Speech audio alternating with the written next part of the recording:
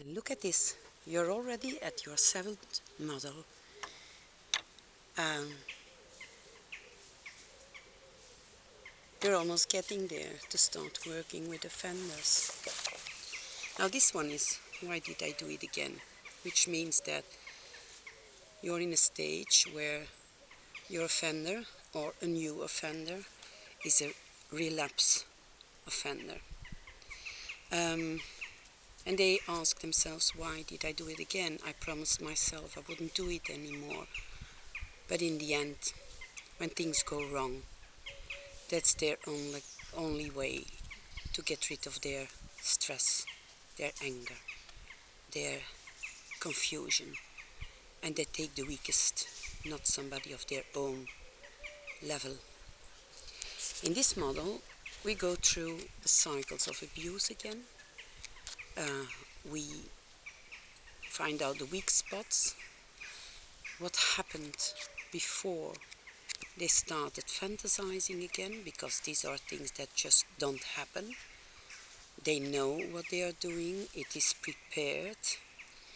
They start fantasizing, retreating themselves in themselves, fantasizing about abuse, how grooming a child, how capturing a child, and also what they are going to do with a child. Now, one of the things that is very helpful in this is to break their fantasies. For instance, when they have to write down their favorite fantasy. And then, when this is done, you ask them what could go wrong in their fantasy so that, my God, they can't go on with their crime.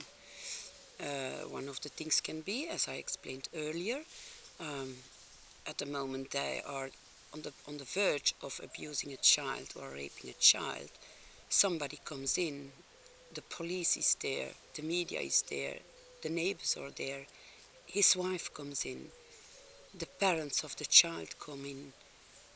And when this is once installed into their favorite fantasy, it acts like a virus. They can't get rid of it anymore once it is in the fantasy. So be creative and think of things you can put in as viruses to stop their fantasies. It all starts there.